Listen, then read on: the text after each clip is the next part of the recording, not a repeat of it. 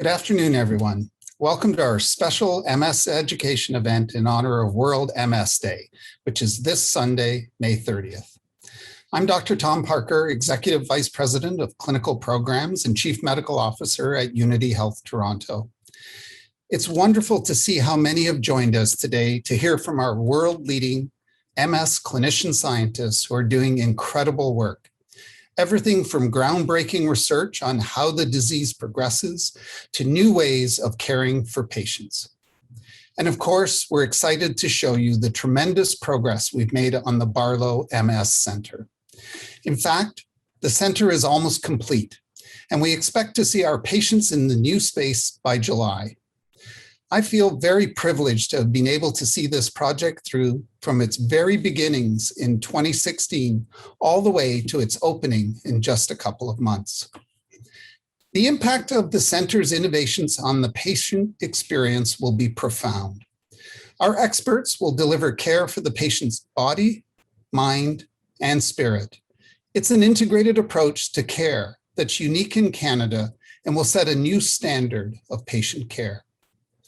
The center's emphasis on the patient sets the stage for our next project, and it's our most ambitious one ever. We're getting set to reinvent Canada's care experience. By and large, Canadians are frustrated. They're tired of long wait times, of hallway medicine, of having to move from appointment to appointment, repeating their stories over and over. It's time for a change. It's time to provide patients with the comfort, the connection, and the confidence in their healthcare that they deserve. Stay tuned for what's to come. Today, I'm excited to share a preview of the new Barlow MS Centre with you. The center is equipped with features and spaces that are not only state-of-the-art, but will transform the way patients receive their care. We are so grateful to our donors and to our patients, who have been invaluable partners in our quest to stop MS in its tracks and provide the best possible care experience. So now let's start with a trip back where it all began. I hope you enjoy today's event.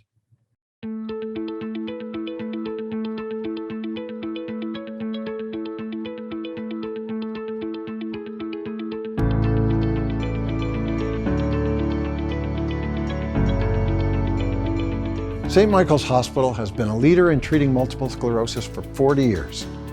Our center is the largest in North America. We've trained and recruited some of the world's top MS clinicians and researchers. But it didn't start out this way. In 1982, St. Michael's opened the first MS clinic in Toronto and one of the first in Canada, and its beginnings were pretty humble. The founder of the MS clinic was Dr. Trevor Gray. He was a skilled neurologist, a compassionate clinician, and an amazing teacher. His toolkit, however, was very limited as there were no treatments available that could change the course of MS. Doctors could only help people with MS manage their symptoms. So, Dr. Gray focused on improving quality of life. He built a multidisciplinary team with nurses, a social worker, a physiotherapist, an occupational therapist, and a psychiatrist. Even though there were no medications, people with MS had, for the first time, a place to get help.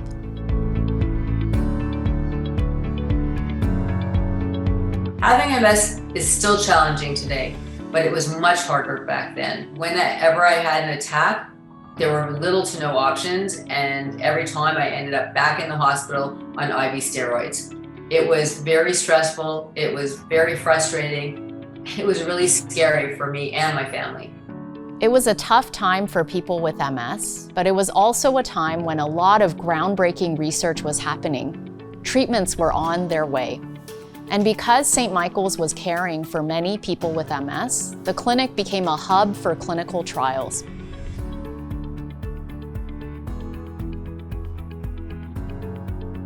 When Dr. Paul O'Connor came to the MS clinic, that's when the clinical trials program really took off. Under his leadership, the St. Michael's program became one of the largest in the world and played a pivotal role in evaluating many of the treatments that are used today. This was a really significant contribution to therapeutics in the MS field. St. Michael's was very much on the front lines of bringing new treatments to people with MS. By 2010, St. Michael's had outgrown the space it was in. We had world-class clinicians, incredible dedicated staff, but the MS clinic, like much of the rest of the hospital, was operating in facilities that dated back to the 1910s. It was time for St. Michael's to match the quality of its space to our expertise.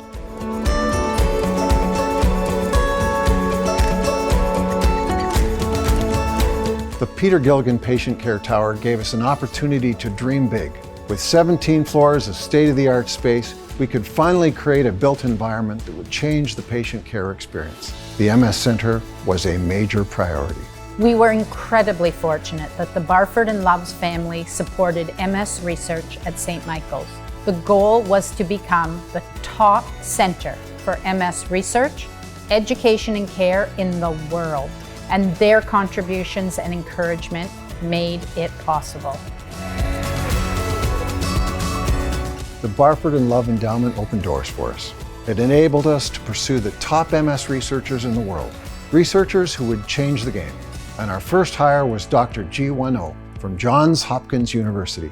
I can't overstate how important it was when Ji-Won chose to join St. Michael's.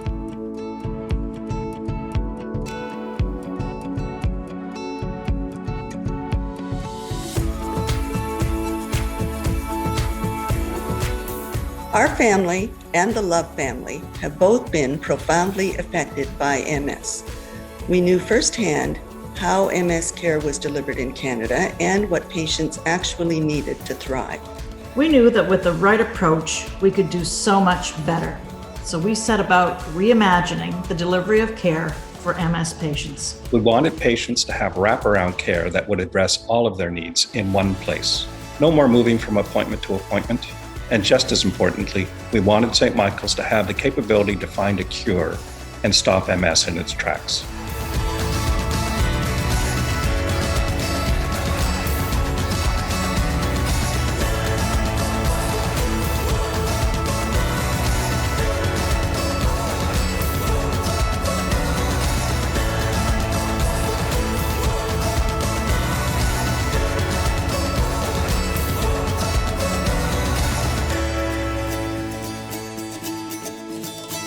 So, what can people with MS expect? The Barlow MS Centre will provide people with MS with individualized clinical care based on the latest scientific evidence and access to the specialists and services that they need. Our research is moving the needle on MS, leading to new treatments.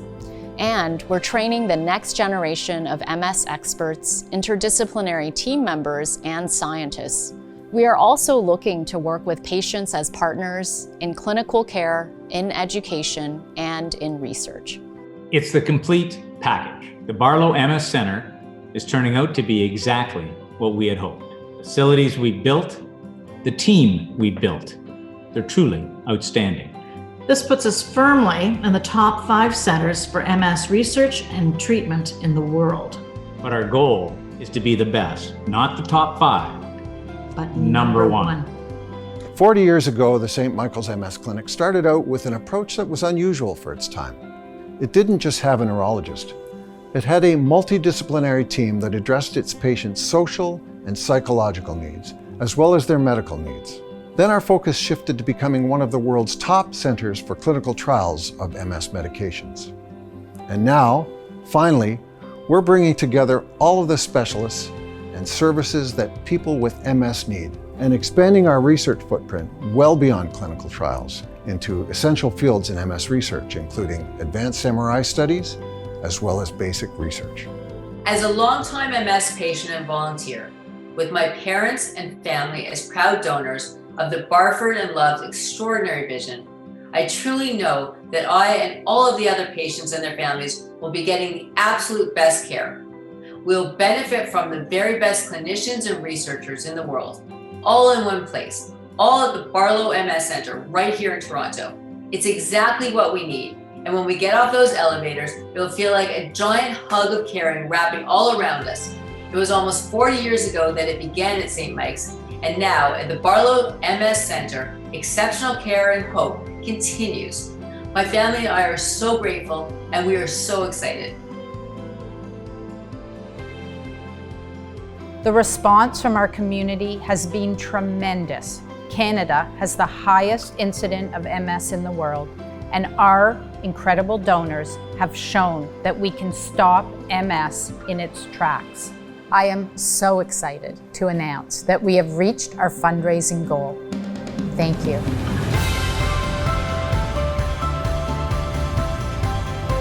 Congratulations and a sincere thank you to the Barford and Love families for making this possible. A huge thank you to all of our patients and our entire MS group for coming together to make this incredible goal happen. I'm so excited for what the future brings.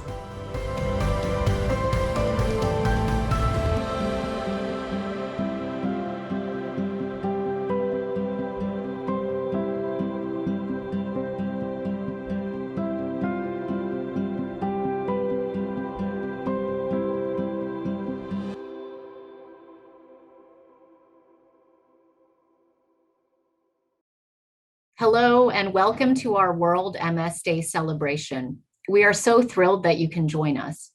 I'm Dr. Jiwon Oh, Medical Director of the Barlow MS Centre.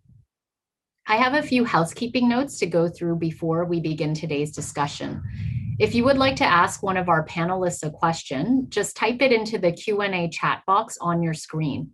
We will hold a Q&A session at the end of our event and will pose as many questions as we can to our speakers.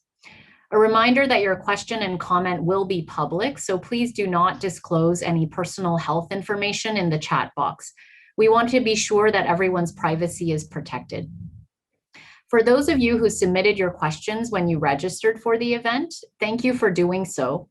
Our speakers have had a chance to look them over, and we will do our very best to address as many as possible. Some of the submitted questions were of a more personal nature, and we will not be able to address those, but ask that you speak to your physician about any specific questions regarding your own health or treatment. If you experience any technical difficulties during our event, you can click on the tech support FAQ or tech support chat at the bottom of your screen, and one of our techs will help you. Today's webinar is being recorded, and you will receive a link to the recording after the event. We welcome you to revisit the content and share it with your family, friends, and colleagues. No doubt this has been one of the toughest years in recent memory. Still, the work of the Barlow MS Centre has continued unabated, and we are getting ready to open, cautiously of course, following all pandemic protocols in just a few weeks. The Barlow Centre is a milestone development in combating this chronic neurological disease. We have been able to build not just a state-of-the-art facility, but an incredible team of clinicians and researchers. These advances would not have been possible without the unwavering support of our relentless community of care providers, scientists, donors, and volunteers, every one of whom is committed to giving hope and a better quality of life to those living with MS. We have brought together the brightest minds in MS research, education, and clinical care who are working to revolutionize the field. What sets the Barlow Centre apart is an approach that recognizes that MS impacts every facet of life. Our patients are cared for by an interdisciplinary team of clinicians, neurologists, nurses, physiotherapists, occupational therapists, social workers, speech therapists, neuropsychiatrists, and other professionals who are all working together under the same umbrella of the Barlow MS Centre. And we are not just relying on medications. Our experts are investigating how environmental factors, sex, genetics, and diet contribute to MS. They are evaluating the complex immunological pathways underlying MS. They are trying to identify measures in the blood and advanced MRI measures that may help make it easier for physicians to decide on treatment for individual patients. They are also using AI in all of these fields to analyze huge amounts of complex data that would otherwise be difficult to analyze. We are integrating the latest scientific evidence into clinical care so that we can provide optimal care for each individual person living with MS. And we will do all of this in a beautiful environment that is as inspiring as it is comforting. One of our donors, who is also a person living with MS, described the experience we are building as a warm hug. The new center provides just about everything. In addition to ample space for clinical care and research, which is all integrated seamlessly, we have a gym that is customized for people with MS, as well as physiotherapy and high-tech gait analysis. The cognitive lab is a space for both clinical care of mental health problems and to perform cutting-edge research on the impact of MS on behavior. And in the independent living lab, patients will learn how to modify their homes and how to create the supports they need to manage in their daily lives. This center has been designed in consultation with people living with MS who have told us what their needs are and what they are expecting from us if we are aiming to be the best in the world. One such patient is Ardra Shepherd. Ardra is the woman behind the award-winning blog about life with MS called Tripping on Air. She is an MS educator and advocate, a public speaker, and soon to be the host of a new TV show about style and beauty for people living with disabilities. Ardra, thank you so much for joining our panel discussion today. Thank you for having me. I'm very happy to be here. Great. Ardra, can you tell us a bit about what your journey with MS was like when you were first diagnosed and about the MS care that you've received since coming to St. Michael's Hospital? Sure. Yeah, I was diagnosed 20 years ago, and back then I was part of the Hamilton MS clinic. I moved to Toronto in 2010 and commuted back to my doctor in Hamilton for as long as I could make it work, because it was important to me to be with a doctor and an MS clinic who really knew me and understood my MS. It's only been a few years since I landed at St. Mike's, and I'm thrilled to be under the care of Dr. O and her team. And now, having access to this world-class clinic, I have a great sense of peace that I'm exactly where I need to be. When I was diagnosed, there weren't as many treatment options available, and none of them were the highly effective disease modifiers that we have today. My MS was aggressive from the start, and so now I have a fair amount of disability. And at times, it's been hard not to feel like I missed the boat on some of the newer treatments, and that there was nothing more that could be done for me. And frankly, there were times when I really felt left behind. So to find myself at a clinic that's not only a powerhouse research center, but a place where people with MS are treated in such a holistic way is both reassuring and validating. I've never stopped believing that there are things in addition to medicine that impact my MS. And so to be supported in those endeavors by my medical team is exactly the kind of care we all need. It gives me great comfort to know that whatever cutting edge, next best thing science brings us, I'm where I need to be to access it. I am beyond thrilled to be part of a clinic that recognizes that while medication is a key component of treating MS, there are so many additional ways that people with MS need support. And to have these services in one place with a team that communicates internally and values me as a whole person is very exciting. And can we just talk about how the new Barlow Centre looks like a spa? It's so beautiful, and the only thing that could make me love it more is if there was a blow-dry bar. Thank you, Ardra, for so openly sharing your experiences and always being such a strong and articulate voice for people living with MS. Thanks to the generosity of our donors, we've been able to recruit talented MS researchers from around the world and have been able to provide them the tools they need to work on making new discoveries. For the first time, St. Mike's is doing basic research on the causes and mechanisms of MS. And the first basic scientist we recruited is the woman we're going to hear from next. Dr. Shannon Dunn's work focuses on the causes and risk factors for MS.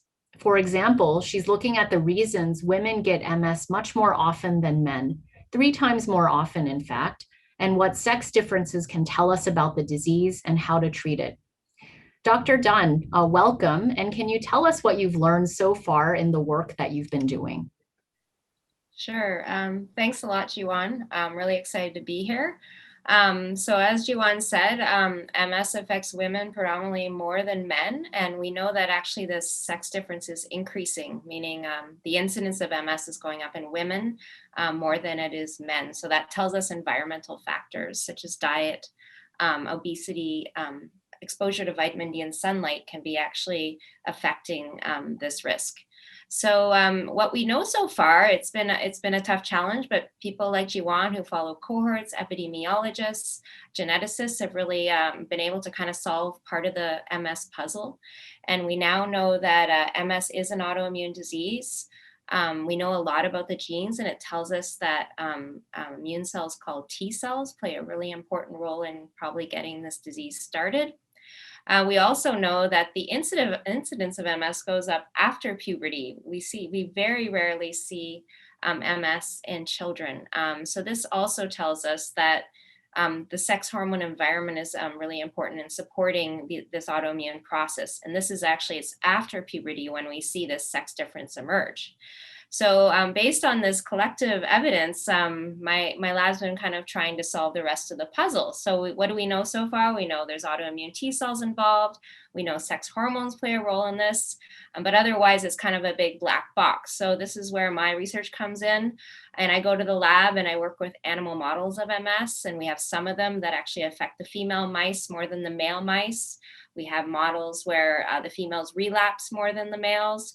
So I actually can use these really important models and get to the nuts and bolts of how the immune system is different. And so far we found that these T cells, or I was talking about, these autoimmune T cells are actually more abundant in a female than a male. We know that the type of molecules these T cells produce, these cytokines that are pro-inflammatory, one cytokine is actually expressed at a higher level in females than males, and this could explain why females have this more relapse or kind of inflammatory disease at onset. We're also getting really interested in these environmental factors. So we're looking at how obesity, low in vitamin D levels can actually impact the immune system further to exacerbate these sex differences, to make it more likely that a female will get the autoimmune disease. So that kind of is in a nutshell what I do, but I'm happy to answer questions later. Thanks. Thank you, Dr. Dunn. Sounds like some really fascinating work, and I'll look forward to hearing more about all the important things you'll be discovering in the years to come. Of the women who develop MS, most are diagnosed in their prime childbearing years. Dr. Kristen Crisco studies issues with women's health, including how MS affects pregnancy, various clinical issues that people living with MS face during pregnancy and postpartum, as well as changes that women with MS experience during menopause. Dr. Crisco, welcome to our panel, and can you tell us more about the clinical and research program you've established on women's health in MS? Thank you very much for inviting me to join. So I would say that my clinical and clinical research program really complements the work that Dr. Dunn just spoke about, because she's looking at sex differences in the animal model of MS, and I'm focusing on a women's health program in patients with MS. So clinically, as a neurologist, I have an interest in caring for women who have MS throughout the reproductive lifespan. I have an interest specifically in optimizing the care during the reproductive years, including planning for pregnancy and guiding a woman through pregnancy and postpartum. And a lot of that really includes considerations for disease-modifying therapies and how those may be adjusted when someone's planning for pregnancy, during pregnancy, and while they're breastfeeding. During my training and fellowship, I conducted a number of studies looking at women's health in MS, and one of those looked at breastfeeding and how that may be beneficial on relapses postpartum. I've also looked at drug transfer to breast milk, trying to understand better how we can treat women while they're still breastfeeding. Here at the Barlow MS Centre, I'm establishing a program to not only follow women with MS, but to study these issues to better guide women. One initial study that I'm working on looks at population-based data throughout the province of Ontario, studying first how the rate and age of pregnancy is in MS compared to the general population. And this will help us understand how women with MS make choices about their pregnancy and timing pregnancies. I also plan to look at pregnancy outcomes and outcomes of children of women with MS throughout the province. We also are interested in mental health around this period of time in women with MS, and we're looking at that with a larger group of researchers. Women with MS also face unique challenges as they age, and you'll hear more about aging and MS soon, but during menopause, a woman experiences a number of changes in various symptoms, and these are often overlapping with symptoms of MS.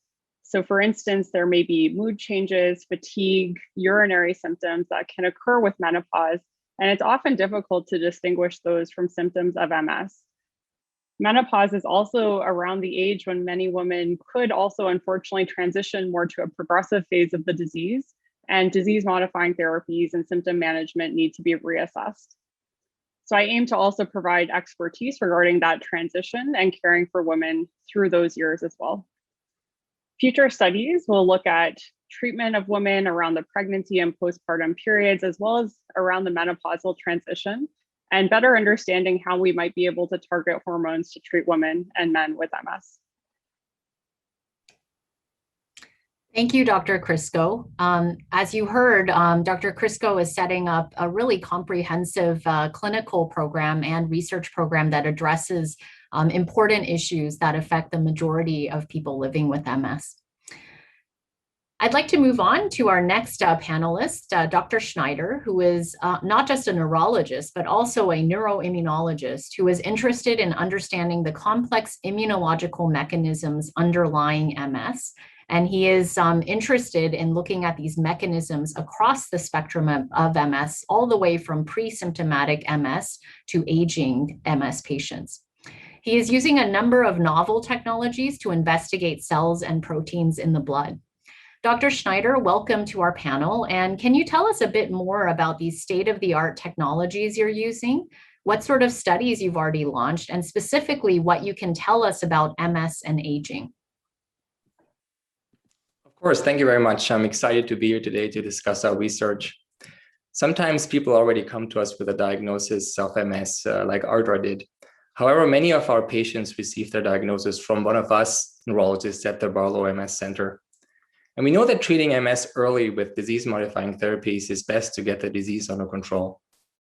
Two very important questions we frequently get asked early on are: one, do I have MS? And two, what's my prognosis? So in my laboratory, we're developing tests with these two important goals in mind. One, we want to get the diagnosis right, and that as soon as possible. And two, we want to understand a person's MS to be able to say something about their prognosis. When we use the terms younger or older patients, we usually mean younger as in people in their 20s or 30s. Older usually means people who are at least 60 years old. Older people with MS have been systematically excluded from most of the clinical trials, who have later actually led to the approval of the therapies we're using. And there are several reasons for this. Many trials have focused on the relapsing remitting form of MS, which is mainly affecting young people. It's also easier to design trials that include people who are otherwise healthy. So we know relatively little about the specific issues that come up with age. And another important factor to consider is that MS disease activity actually tends to slow down at some point. So then the logical question becomes, is there a time to stop disease-modifying therapy? And is it safe?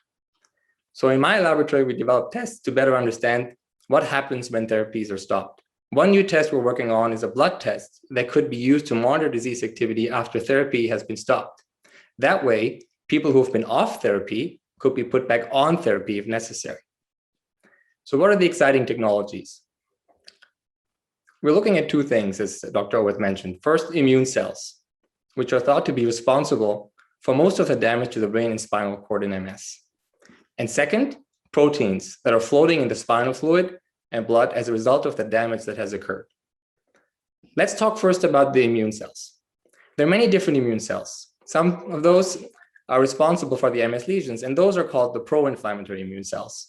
Others are called anti-inflammatory. Those anti-inflammatory cells are supposed to keep the pro-inflammatory cells in check, but they don't always succeed. What we now do is we study essentially all relevant immune cells with technologies called flow and mass cytometry. Because we get so much data, we need to use artificial intelligence for the analysis. But this way, we get more information about a person's immune system than ever before. Understanding how everyone's MS is different is an important step towards what's called personalized medicine. And the proteins we're looking into, well, one of them is called neurofilament, and that's a protein that's released by damaged neurons. Up until very recently, there was no reliable method to actually measure that in the blood. But at St. Michael's, we're now using a technology called single molecule analysis to measure tiny amounts of neurofilament in the spinal fluid and blood. Thank you, Dr. Schneider.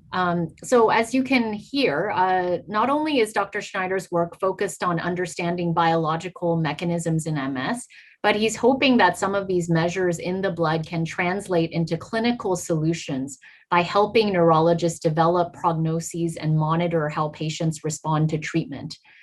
You did tell us a little bit about, something like serum neurofilament in the blood, but Dr. Schneider, just to drive the point home, can you tell us a little bit more about these potential, what we call blood biomarkers, and how exactly in the clinic they may help neurologists? Yes, of course. So when people see their cardiologist, for example, they may have a discussion about blood cholesterol, how to change their habits or therapies to get their cholesterol under control, and thus decrease the likelihood of having a heart attack in the future. And why shouldn't we have a test like that for MS? I believe that with the new technologies available to us, we can come up with useful blood tests, those biomarkers you mentioned. And I think that immune cells and neurofilament are certainly promising candidates in that regard. Specific scenarios, for example, could be the early diagnosis to answer the question, do I have MS? And to answer that question as early as we can. Another example would be therapy monitoring, to answer the question, am I on the right therapy to control my MS? Or, as I mentioned before, for surveillance, for example. So when people stop therapy, then the question that we want to address is, should I restart a therapy? And so those would be three scenarios. And I do believe that there's great potential for biomarkers to integrate those into clinical practice. Thank you, Dr. Schneider. I think he's given us an overview of what truly is translational work, in the sense that findings from the bench can directly be applied to the bedside. And so we very much look forward to hearing more about your studies, and hope that some of the findings will make it so that we'll have better tests to help with clinical care directly in the clinic. All right, so thank you to all of our panelists for giving us overviews of the incredible work that they do. Earlier, we talked about many of the different clinical pathways that we're hoping to develop at the Barlow Center. And I just wanted to end off by telling you a little bit about the Barlow MS Center's focus on education. So the pillars that we really are focusing on in the Barlow MS program are clinical excellence, first and foremost, research and innovation, as you heard from our three clinicians and scientists. And education is the third pillar of excellence that we really want to focus on. So when we talk about education, we mean not just educating the next generation of neurologists, interdisciplinary clinicians, as well as scientists, but we also really want to put a focus on educating people living with MS. And this will be done in many ways. We're developing a brand new website that will have many resources dedicated to people living with MS, so that we can provide ongoing education both in the clinic and outside of the clinic. In addition, we're really looking to partner with our patients, and hoping that we'll be able to bring people living with MS in to educate future generations of clinicians and scientists, because we really think this is a key piece in rounding out education for the community of people caring for those living with MS. So with that, I'd just like to ask Ardra, as an MS educator and advocate with your successful and insightful blog, Tripping on Air, can you tell us why MS education is important to you and what inspired you to become an advocate? I started writing my blog almost 6 years ago after 14 years of living with MS. I wanted to write the kind of content I wasn't seeing about what it's really like to live with MS, swear words and all. There is so much to learn as an MS patient, and of course, a lot gets learned through hard-earned lived experience. There's no substitute. But I think one thing we all crave right from the start is a feeling of connection with other people who get it. When we're first diagnosed, it's natural to want to learn about what the disease is and what the treatments are. But just as important is to be able to relate to someone who's going through the same thing you are. It helps normalize the least normal thing you've ever experienced. But it's also helpful to see examples of people who are living well at every stage of the disease. So we can say, okay, this is hard, but this person is doing it, and so maybe I can too. I know that's helped me more times than I can count. Real advocacy came for me a bit later. As I started to need mobility aids, I started learning how inaccessible our city is. I'd already lived a lot of the stigma that comes with having an invisible illness, but as I started to need mobility aids, I felt a whole new level of otherness that it's important to push back against.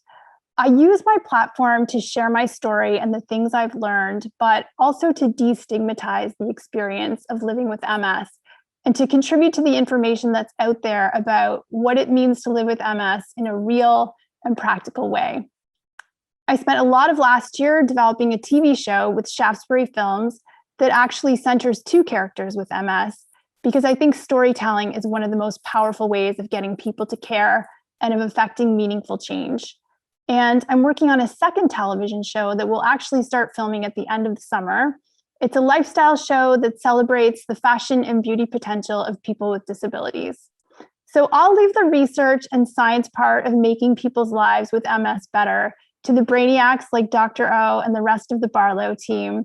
And I and other patient advocates will work on how we can improve the social elements. What's exciting to me is that really we work as a team. And this is a long-winded way of saying that to be a part of a clinic whose goal is to support all facets of wellness, that's staffed with doctors who realize that patients are experts in a way that medical experts can't be, and who ultimately consider patients as partners, feels new and modern, and it's very exciting to be a part of. So on behalf of all the Barlow MS patients who will benefit from this extraordinary new clinic, I want to say a very heartfelt thank you to everyone who made this a reality.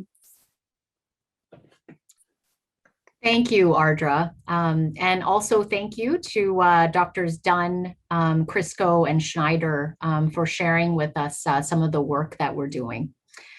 So now it's time to turn to our audience. You've been listening to our panelists. What questions do you have for them?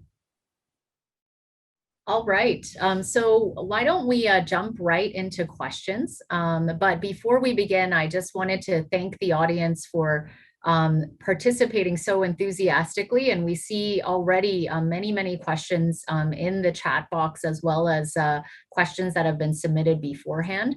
I'm going to have to start by apologizing and saying that unfortunately we don't have time to answer all of the questions, but it's very clear that there are a number of themes emerging from the questions, so we'll do our very best to get to as many questions as possible. So first, I think a real hot topic, because many of us have become somewhat familiar with this new mRNA technology that is the technology behind two of the most common vaccines for COVID that have been used in Canada, the Pfizer and Moderna vaccines. But it sounds like this technology is not only a tool for COVID vaccines, but potentially a tool that can be used even in the treatment of MS. Dr. Dunn, can you tell us a little bit more about this? Sure. Hi, that's a great question. I think there was a big paper that came out in January touting the potential of the mRNA vaccine to induce tolerance in MS. And it was really all an animal model study. So they kind of knew what the autoantigen was. It was a myelin antigen, and they were actually able to induce tolerance so that the T cells were no longer attacking myelin because they had become good guys instead of bad guys. So these vaccines definitely have the potential to be very powerful, but it's of course a lot easier to kind of cure a mouse animal model of MS than people.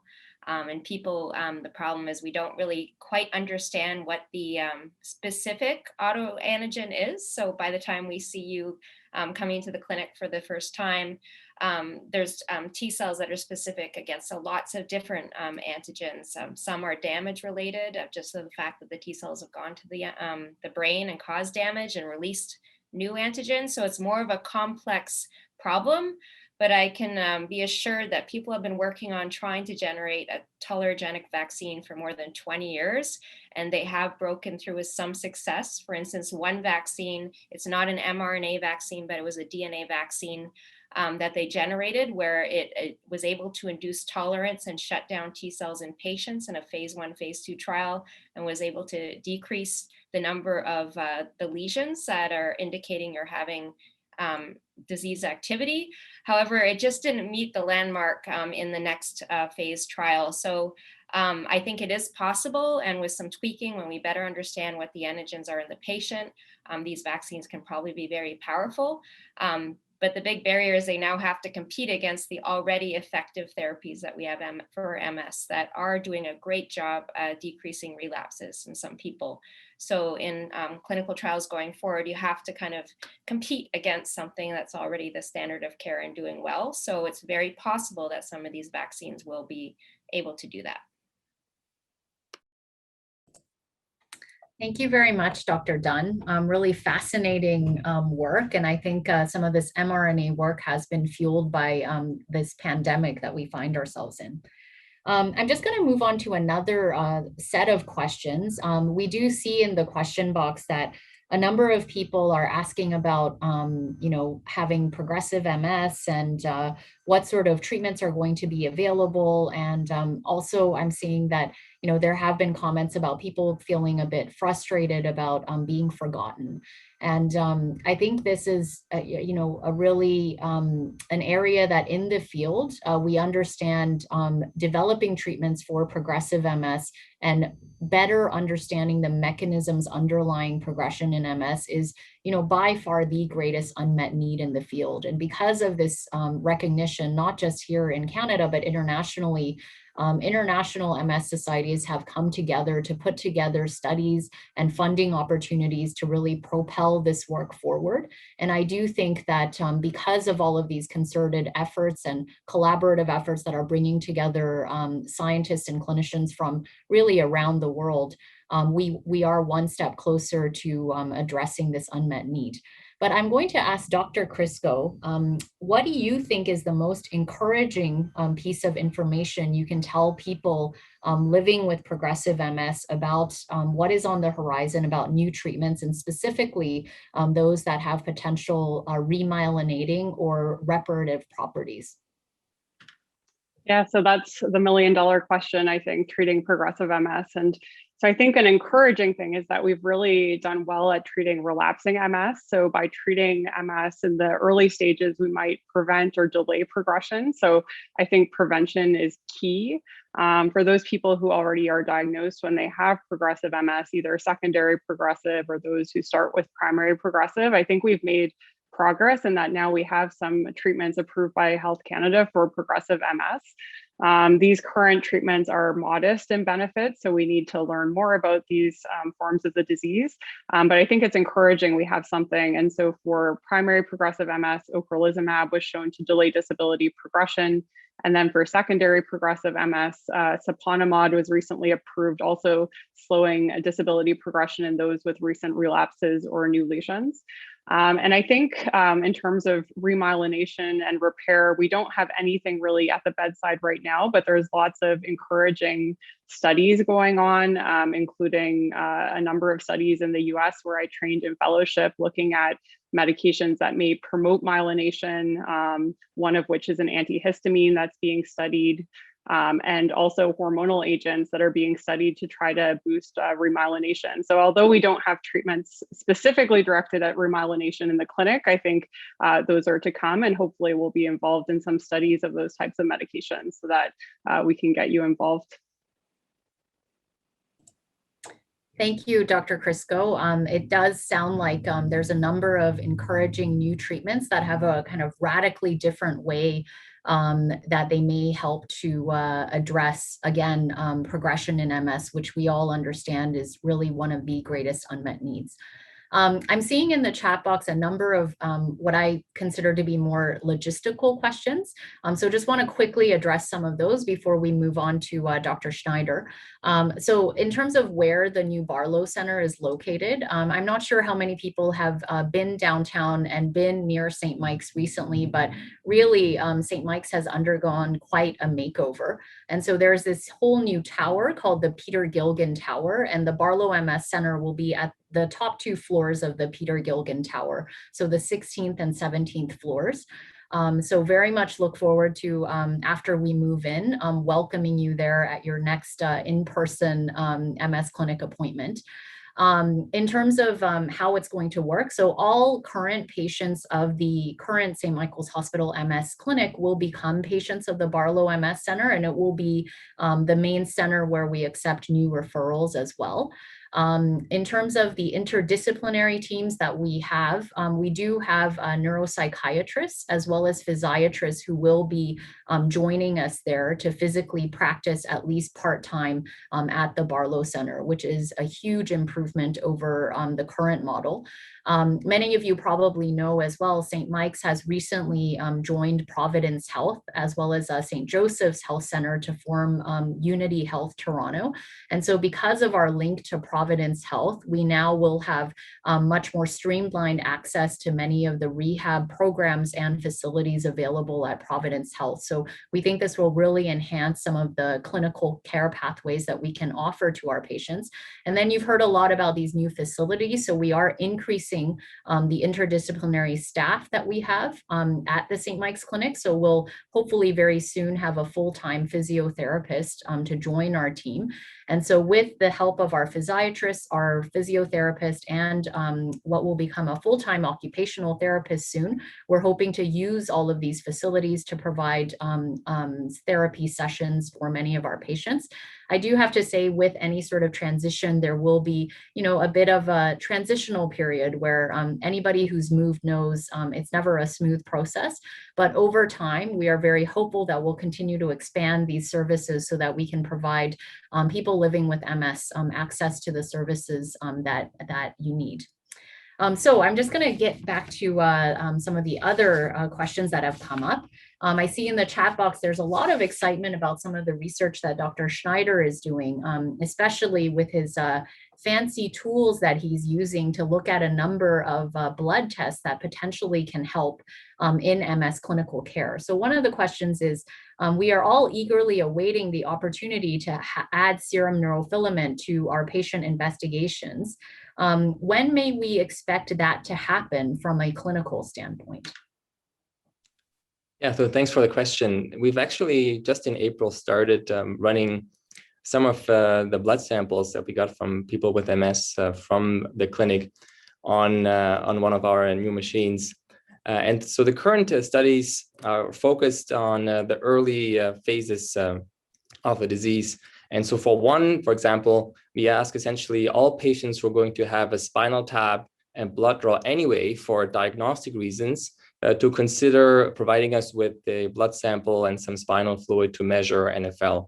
And the idea behind that study is to then follow the patients over time because they will be followed at the Barlow Center. And so we hope to be able to correlate those early changes in neurofilament with clinical outcome. Maybe they'll tell us something about disease progression or relapses. So that's already in the works. And as I said, we started last month. But then we're also in talks with the hospital's diagnostics lab to actually make the NFL test available for the clinic. And that means trying to get it covered by OHIP. And I think that it may take a little bit, but we're making some progress there. But that would be necessary to make it available for clinical use. Thank you, Dr. Schneider. Sounds like your research is really taking off, and look forward to integrating it into clinical practice. So I'm just going to move on to Ardra. Ardra, there have been a number of questions asking about, the website address of your blog. So, maybe if you're willing after the event, we can disseminate that information. But can I ask you, you've shared a lot about your story and, I've learned so much from you. What is the one piece of advice that you would give to someone who is newly diagnosed with MS today? I would say that MS is a hands-on disease, and patients who are knowledgeable and involved in their care have the best outcomes. MS is hard, but a difficult life doesn't have to be an unhappy life. They say you need 3 things to be happy. I've said this before. So something to do, some kind of purpose, someone to love, your kids, your partner, your pet fish, and something to look forward to, like the small things like coffee in the morning, and the big things, put them in your calendar too. So I want to remind people that MS can't take those things away from you, and nurture those parts of your life, but take your MS seriously and get involved in your care as quickly as possible. Thank you, Ardra. And I think some of the principles you talk about are not just applicable to people living with MS, but all of us here. Okay, I'm actually just going to move on to some, kind of a number of questions that have come up about the pandemic. And I know that we talk about the pandemic a lot, but we are still, finding ourselves in the midst of the pandemic here in Canada. It does seem there's a light at the end of the tunnel, but still some time before life will normalize. And one of the questions that's come up in light of the fact that the pandemic has changed the way that we live life and the way we provide clinical care. One of the audience members is asking, and I'm going to address this question to Dr. Crisco. Now that we've been in the pandemic for over a year and telephone and virtual visits have become part of the norm, do you think this will continue moving forward even after the pandemic has passed? So I think the pandemic really moved virtual care forward, and some doctors were already doing it before through the OTN network, and now we're doing it through all different formats, OTN, Zoom, just a simple phone call. And I think it's really helped, especially because we take care of patients all over the province, some being really far away. I still think initial visits, it's really nice to be able to do a full neurological exam, but we've adapted some of the exam for video. And so for follow-ups especially, I think it can be a good aspect of care.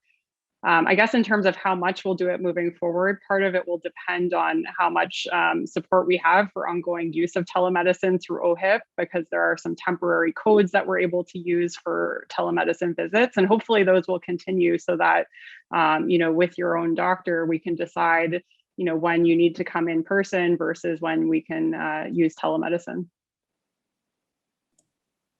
Thank you, Dr. Crisco. And it's been interesting seeing how, after we've been almost thrown into virtual care, it's really become part of the norm. And I agree. I think, to an extent, it will be here to stay. And it's maybe in the end fortunate that we were thrown into this circumstance, because it's very clear that in some ways we can really improve efficiency in clinical care.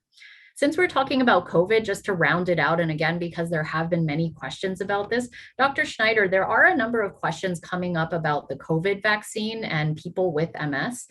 We are also going to disseminate an MS clinic link where we have very detailed information about the COVID vaccines. But can I ask you, Dr. Schneider, what have you been recommending to your patients with MS about the COVID vaccines, whether they should get it, and if so, which one and when? Mm-hmm. Well, yeah, an important question has been, should I get vaccinated in the first place? And I think there's been some discussion about that late in 2020 in December. But really, since January 2021, for the last 5 months now, we've been generally encouraging people to get vaccinated unless they have some other reason why they shouldn't get the vaccine. And we've also been pretty liberal, saying, the first vaccine you can get your hands on is probably the best one. Of course, we try to follow the Health Canada recommendations. But from our perspective, there hasn't been one superior vaccine over the other. And a lot of our conversations have, of course, been about that there has been, in general, globally, not a lot of cases where people have experienced neurological symptoms from the vaccine, or where people with MS have gotten relapses or progression from the vaccine. So we've generally been recommending to get vaccinated. But it's also important to take into consideration which medication you're on. And so things for each individual may actually look just a little bit different. And that's why we came up with the website that we've been updating over time to make sure that we're also meeting the individual's needs. And depending on which medication a person is on, there may actually be some special considerations regarding the timing of a vaccine, for example. But yeah, those have been our conversations. And I'm happy to say that over the last couple of weeks, I've spoken to many patients who've already been vaccinated. Thank you, Dr. Schneider. And again, just to our attendees, we will be disseminating the link to the St. Michael's Hospital MS Clinic COVID vaccine information website so that you can peruse these bits of information in more detail. One last question, because I see there's a lot of interest from the audience and questions about how you can get involved in research. I just wanted to say first, I think we are so fortunate that so many of our patients are so selflessly willing to devote their time to the research that we do. I don't think it's often that so many people actively seek out studies so that you can participate. And it's because of this willingness that I think MS is an example of a chronic neurological disease where we have made incredible progress in the last couple decades because so many people with MS are willing to devote time to these studies. So very proud to say that at the Barlow, research is one of our top priorities. In addition to clinical care and education, we will always have many, many different research studies that are ongoing. And I'm going to ask Dr. Crisco, what would you suggest to patients who are interested in research, and how will we get this information across at the Barlow Center? Yeah, so when you are in the waiting room waiting for us neurologists who might be running behind, there are advertisements that will be around the center about different research studies. Often there's a little piece you can take off with the phone number or contact for a research coordinator. So that's a good place to start. We're always happy to discuss this during your clinic visit. I often discuss it near the end of the visit as we're wrapping up. Are there any research studies that you might be eligible for? And talking with your neurologist can help direct you to the research coordinator for the specific study. And finally, we're going to have intake forms that will have just a checkbox about whether you consent to be contacted for research. And if you check that box, you might just receive a phone call or contact from a research coordinator asking if you're interested. So there's many ways to get involved, and I think checking that box is a good first step. Thank you, Dr. Crisco.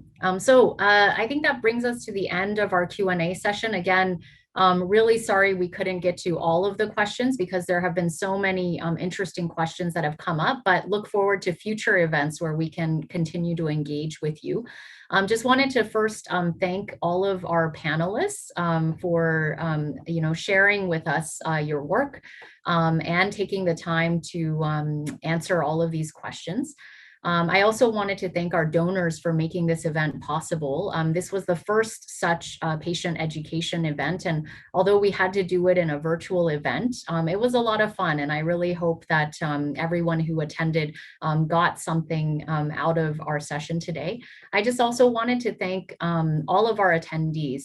Thank you for making this first patient education event that we hope to do pretty frequently at the Barlow Center such a resounding success. I believe we had over 500 people who registered, which really was inspirational for all of us who were planning this event.